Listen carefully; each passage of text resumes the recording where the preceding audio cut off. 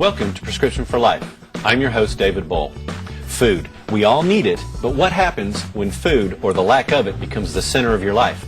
It's estimated that 8 million Americans suffer from an eating disorder. On today's show, we're going to discuss some of these eating disorders and how it affects us from living our best life. Joining me in the studio is Rebecca Gala. Rebecca is a licensed professional and nationally certified counselor and a certified clinical hypnotherapist. Rebecca also leads an eating disorder and body image group at the Ridgeview Institute and works as a behavioral health specialist for the Atlanta Institute for Health. Welcome, Rebecca. Thank you. I appreciate you being here. Can you share with us what it means to be a behavioral health specialist? Well, the term behavioral health specialist is just one of many that people in my field use in order to describe the fact that the health of the people that we see oftentimes is centered around their behaviors. And a lot of time those behaviors are maladaptive. So these people will come to see us because whatever it is that they are doing behaviorally is causing them not to be able to live their best life. So behavioral health specialists, of course, will look at the behaviors that these people are exhibiting and try to help them to come up with a healthier way of coping. Well, tell me, what are some of the misconceptions about eating disorders? Well, I think that a lot of people see eating disorders as being something that, for instance, a lot of young girls are going to have eating disorders. It's going to exhibit in early adolescence. And I think that people look at eating disorders, unfortunately, almost as being normal. I think that a lot of people see what really is disordered eating as being commonplace and acceptable. And unfortunately, I think a lot of that gets glamorized by the media, by society at large. And one of the things that I hope to be able to do is help people see that it's really not normal, that it is disordered eating, and to help educate people around what is normal eating and what is healthy. So eating disorders can be kind of tied to a social issue. Absolutely. But is it also, is there a difference between eating disorders and is it tied to mental health? Absolutely. Eating disorders are definitely a mental health diagnosis. They are in the DSM-4, which is the mental health book, sort of the Bible that people use to diagnose. So absolutely, it is a mental health disorder. But because it is so linked to society, eating disorders and the spectrum that they fall on, you may not meet criteria for that diagnosis, but that doesn't mean that you don't have disordered eating and that it isn't affecting your life negatively in some way. So what are some of the more common eating disorders? Well, I think the two that are most commonly known are anorexia and bulimia, of course. Anorexia is, of course, where people restrict the intake of food. Oftentimes people see these people as being starving. And then bulimia, of course, is with the binging and the purging. Those are the two, I think, most commonly understood, most commonly recognized. But we're finding that outside of those two diagnoses, there is a vast array of disordered eating, disordered behaviors. And it's getting to the point where the new diagnostic manual is coming out next year, and they're actually adding new eating disorders. They're coining new disorders because these behaviors are becoming so rampant. So what are some of the signs of if you think someone might have an eating disorder? Well, obviously, you want to look at the intake of food. The two common ones, anorexia and bulimia, of course, if somebody isn't eating, I think that obviously is going to show up in their body weight. To be diagnosed technically as having anorexia, you have to be 85% of your ideal body weight or below. That's going to show up. You're going to be able to see that. Of course, with somebody who is doing the binge purge behavior, oftentimes that's very secretive. The behaviors around anorexia and bulimia both include isolation and withdrawal. So if you're looking at an adolescent female, say, you're going to see other symptoms: withdrawal from friends, withdrawal, difficulty in school, obviously withdrawal from family, isolating. These disorders are what we call comorbid, which means that oftentimes, I shouldn't say they always are, which means that oftentimes you'll also see anxiety or depression. Substance abuse is very common to be linked with eating disorders. So you want to really just be paying attention to behaviors that are outside of what has been normal. But of course, with the eating disorders per se, the body is so involved in that it's going to show up. You know, if somebody is losing excessive amounts of weight, or with binge eating disorder, gaining excessive amounts of weight, you know, that's obviously a telltale sign. Well, let's talk a little bit more about the binge eating. Can you define what is an emotional eater?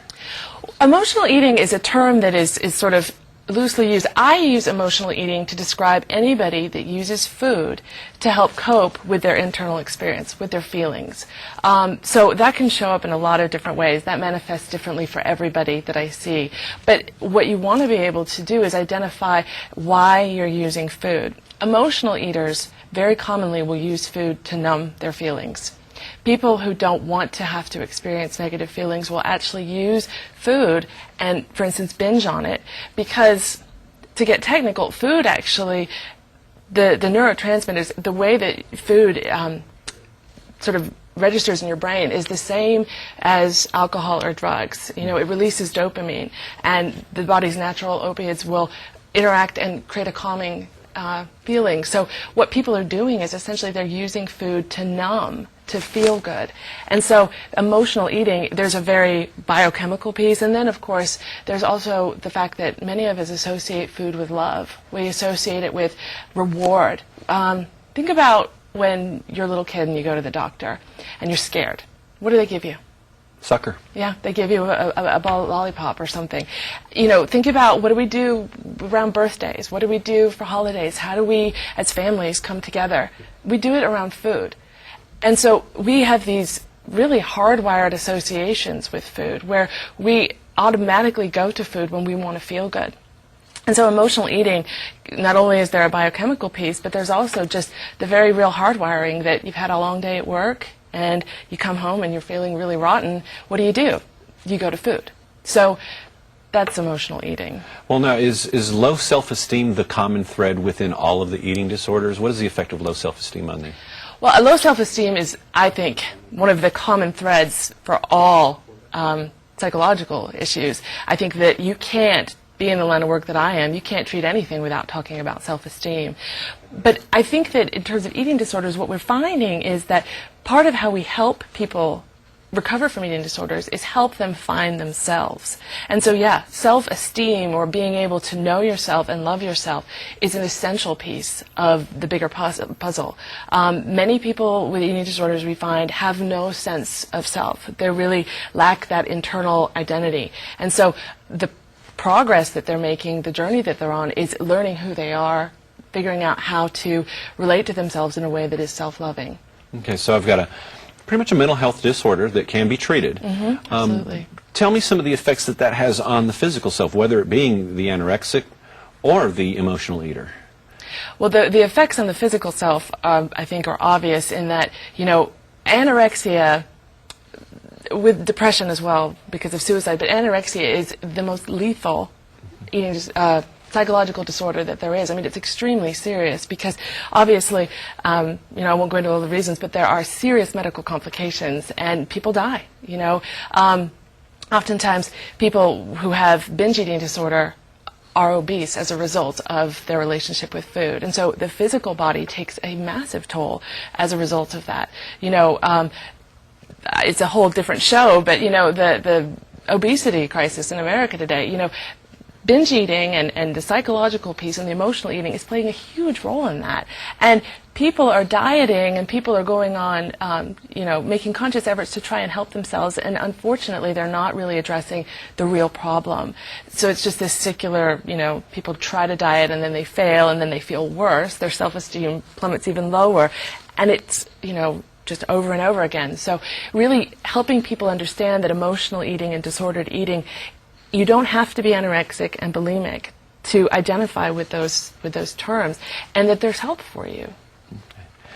Coming up next, we'll discover if diets really work. We'll return with more from Prescription for Life.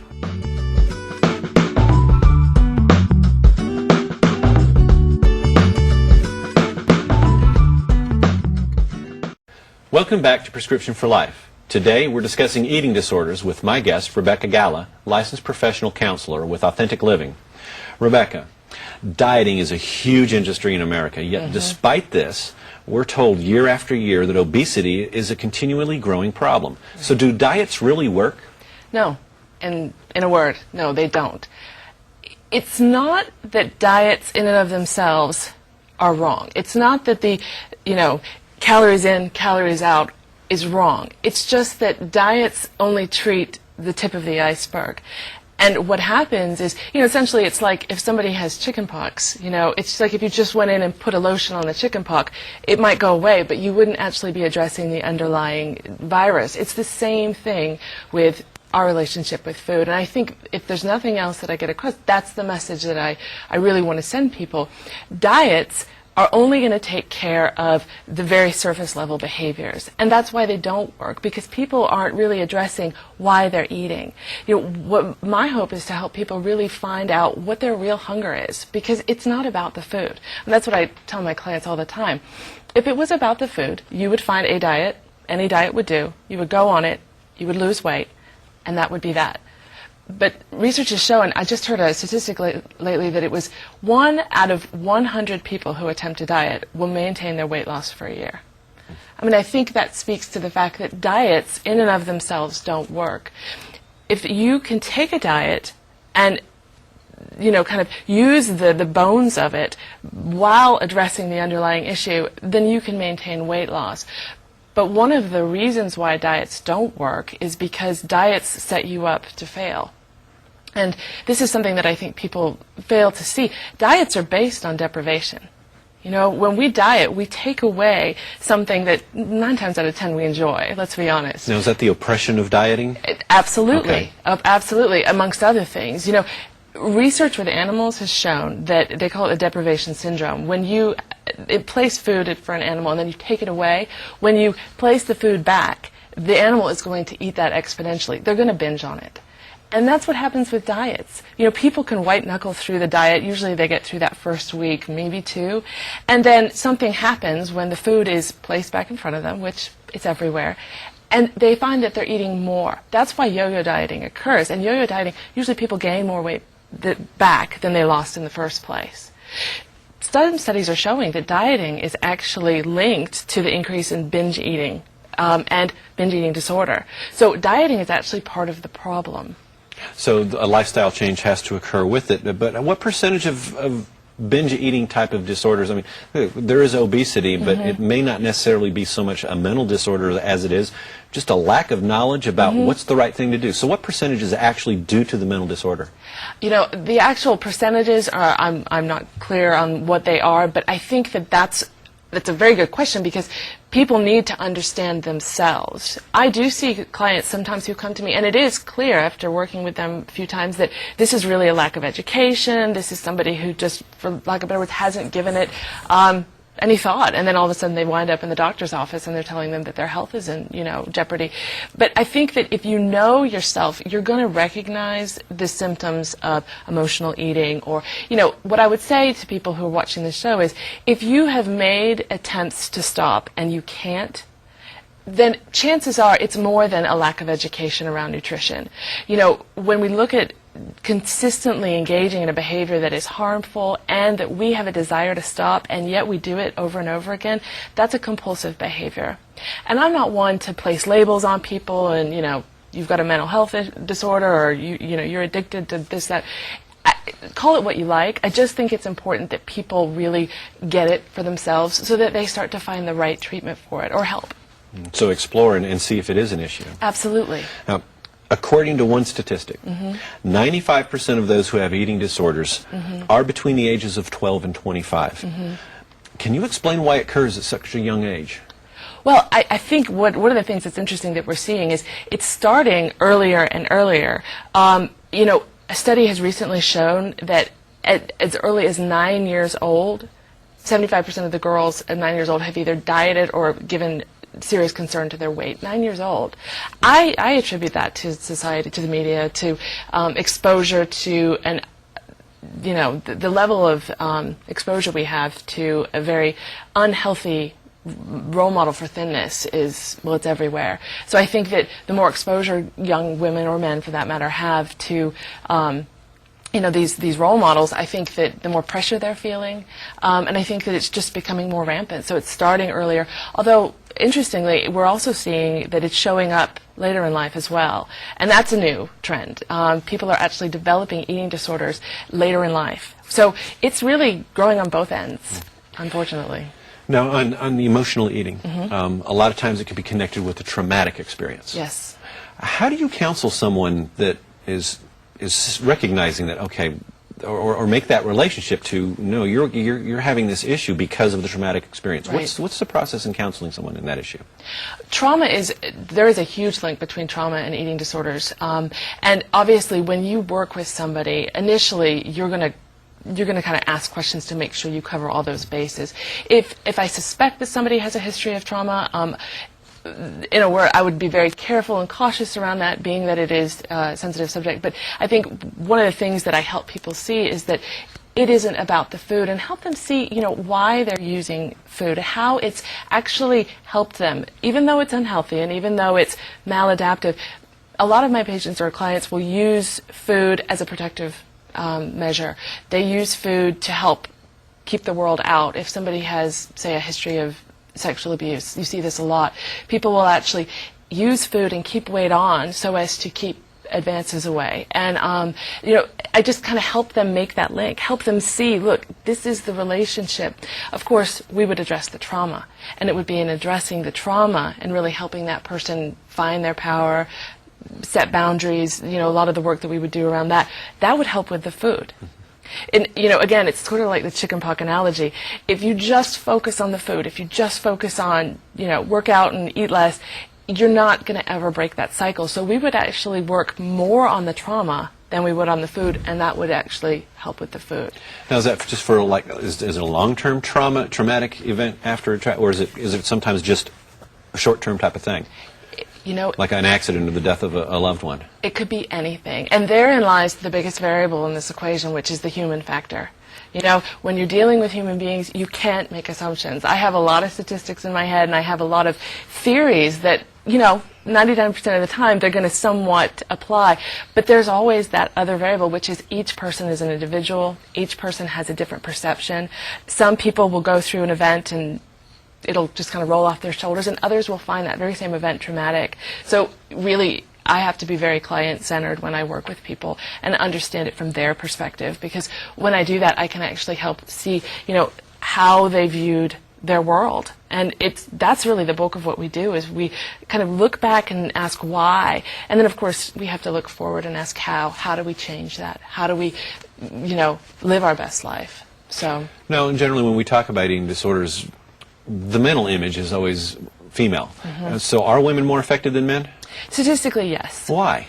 Well, that's a good question. I think a lot of it, again, I keep blaming the media, but I think that, obviously in society, women have an unrealistic image of what their bodies are supposed to look like. We're kind of set up from the get-go. We're told that the body that we're in isn't good enough. From as early as, we're able to see these images of what is ideal. And so right there, you've got this sort of setting the stage for efforts to diet, efforts to be less than whatever weight we're at. And then, that can then, of course, lead into all these unhealthy behaviors.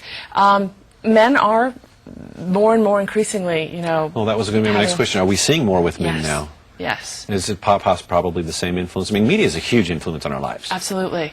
Yes. And, it is, we are seeing more and more men. It's going to show up maybe a little bit differently, although men can certainly be bulimic. They certainly can be anorexic and some of this. But, some of the disordered eating patterns that we're seeing are the compulsive exercisers. Of course, you see a lot of people who are obsessed with their bodies. There's a term, orthorexia, I think is the term, and that is anorexia hidden under the guise of health nuts, who are, if you think about it, people that have eating disordered eating, what you'll find is a very common denominator is that they spend an exponential amount of time thinking about their body's food, either not eating it or what they're going to eat.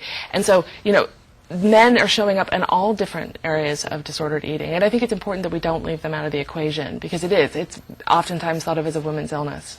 Well, that can it be progress that's hurting us so much? I mean, we've gone from an agricultural society in the early 1900s to a factory-based manufacturer, and now we're more of a service-based country than anything else. Absolutely. There's more leisure time and less exercise. I mean, you get up at 5 o'clock in the morning and go work on the farm, you can pretty much have a diet that's going to compensate by that. So we've not changed our diet, but we've changed our activity. Does that have also a large influence on it? I think it has a huge influence.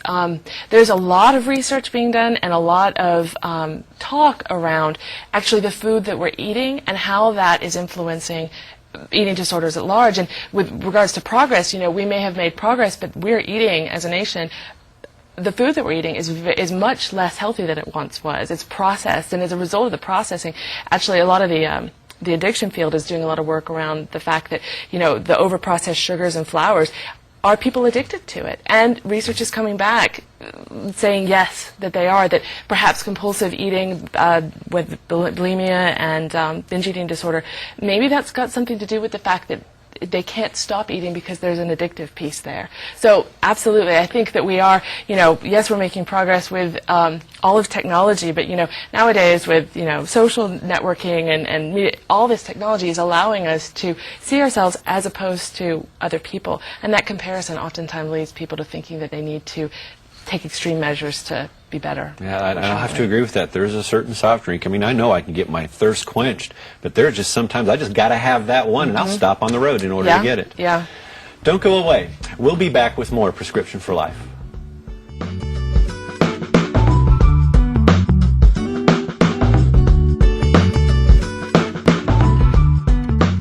Welcome back to Prescription for Life. Today we're discussing eating disorders with licensed counselor from Authentic Living, Rebecca Galla. Rebecca, let's get a little more detailed on actually treating an eating disorder. What are the steps for treatment? How long does it last?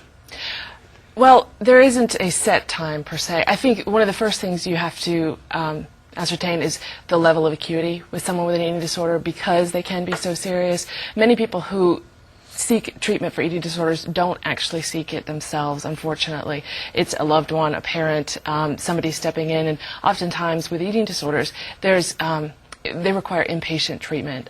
They either require hospitalization so that they can be stabilized medically, or they require a period of time where they're taken out of their environment so that they can, essentially remove all the variables and really focus on their treatment.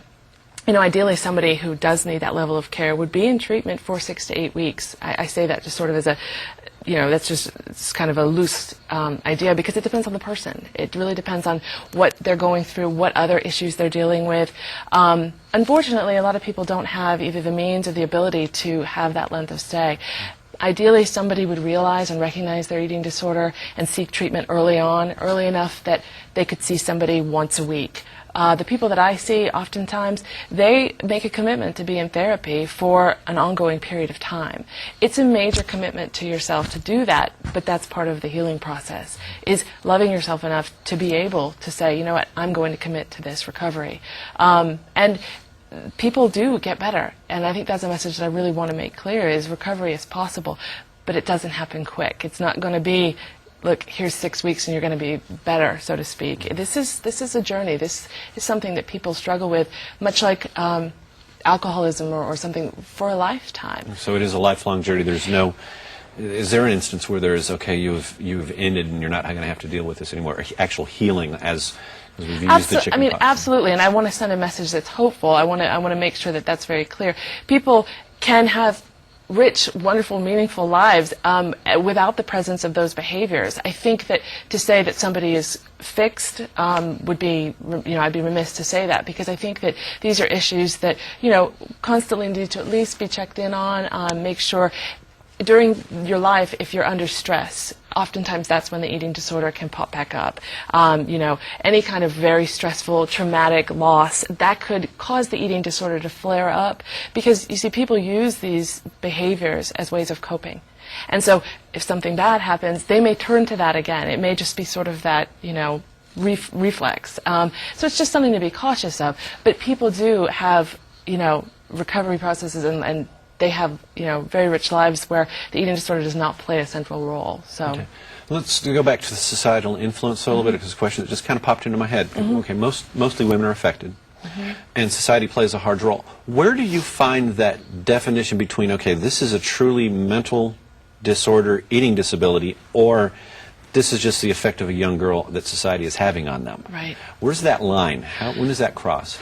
Technically, the technical way to answer that would be in the diagnostic, the DSM. It's the manual we use to diagnose. There are criteria. For instance, with anorexia, the criteria would be, I think must be 85% of their ideal body weight or less.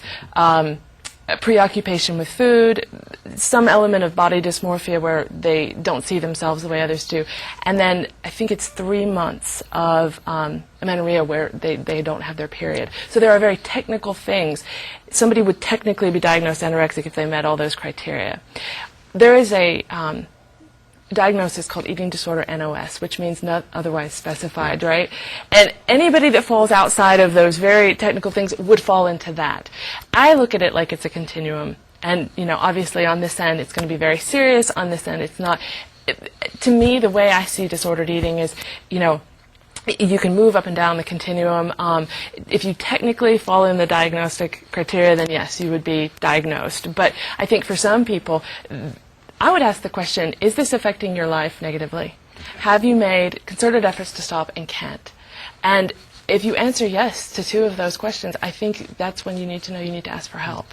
Rebecca, finally, where can someone go to get a little bit more information? Because there's a lot more to talk about that we're just not going to be able to fit in. Sure, absolutely. Well, certainly you can go to my website, which is RebeccaGala.com. But also, I would recommend people here locally in the Atlanta area. Ridgeview Institute is a great source of information, and their website is full of links. In addition to that, go online. There's so much information online, and there are so many organizations, the National Eating Disorder Association, countless organizations that are there to provide you with information, to provide you with help. And there are numerous treatment facilities all over the country that are just, waiting, offering help. Thank you. Yeah, you're welcome. I want to thank my guest, Rebecca Gala from Authentic Living and the Ridgeview Institute, for giving us some insight on eating disorders. I'm David Boll, and I'll see you next time on Prescription for Life.